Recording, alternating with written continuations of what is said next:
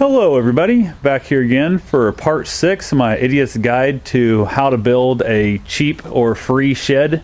This could have been scaled up a long ways if somebody would have wanted to. They would have had better materials. They could have taken the pallets that I used and stood them up on end if they really wanted to go tall.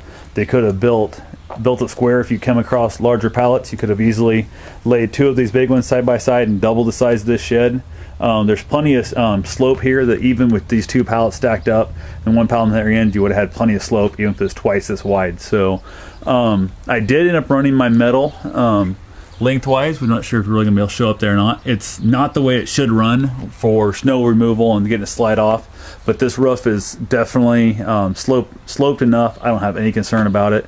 I am kicking the idea around about maybe painting this stuff. I'm not sure how well tin paints the galvanized stuff.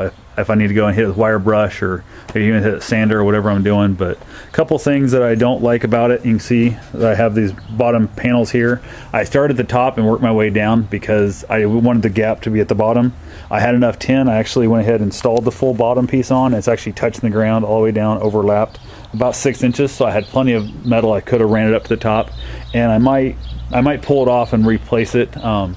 I don't think it's going to be that big a deal because, like I said, I'm not really worried about a lot of stuff in here. It's not going to be a dry storage by any means. It's going to be snow piled storage.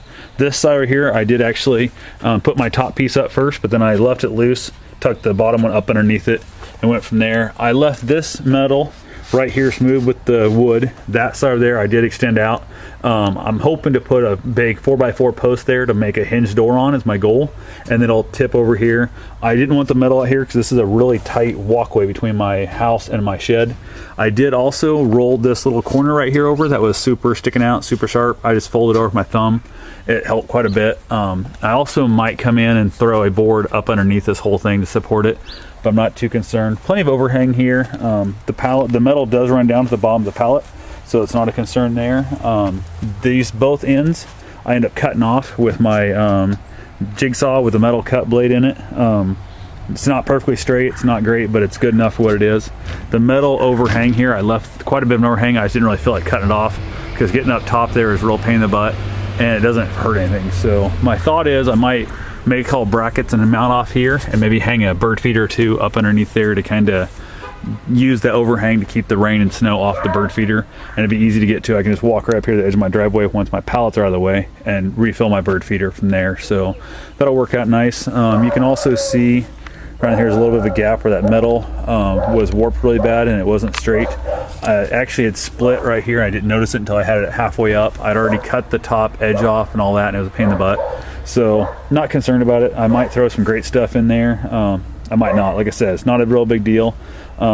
This is not, I don't think it's gonna be a permanent thing. It's gonna be something that's here for the winter. If it keeps my lawnmower cleaned off, I'll probably move it back a little ways and then reposition it all and go from there. Or I might just, I don't know. I'm not sure what I'm gonna do with it, to be honest with you. It's turned out a little better than I thought it was gonna be, I guess. So it's a lot more sturdy, a lot stronger than I was hoping for. So it might stay here longer than it needs to be. But there's plenty of room back in there. You can see the light shining through. I'm gonna put in more boards in between each one of these boards to make it a little bit safer walking. And I'm also going to go ahead and support underneath each of these beams going back about every 2 or 3 foot. I'll pile up a pile of wood there to shim it up and make it work. And then I'll probably put something along that board right there to kind of close that off. And there'll be plenty of room in here. I'll probably put like my rakes, shovels, that kind of stuff. And then I'll probably have my push mower in there. Some things I won't use again until spring, and that'll just be stacked up in there. Kind of empty out a lot of stuff in my garage. Things I don't care if they're humid, they're wet, they're damp from like the snow and that. Like I said, you can see light shining through all these spots. It's by no means a sealed unit, but I might come through if it stays warm. Sunday, if I don't go anywhere, I'm gonna come out here and with my silicone gun and just silicone all those holes shut.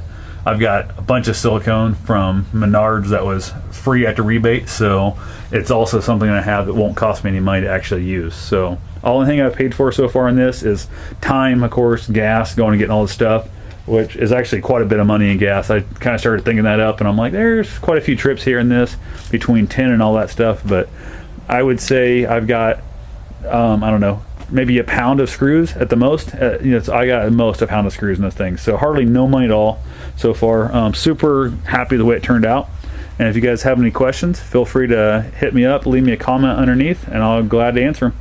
Have yourself a safe and wonderful day. Thanks for watching.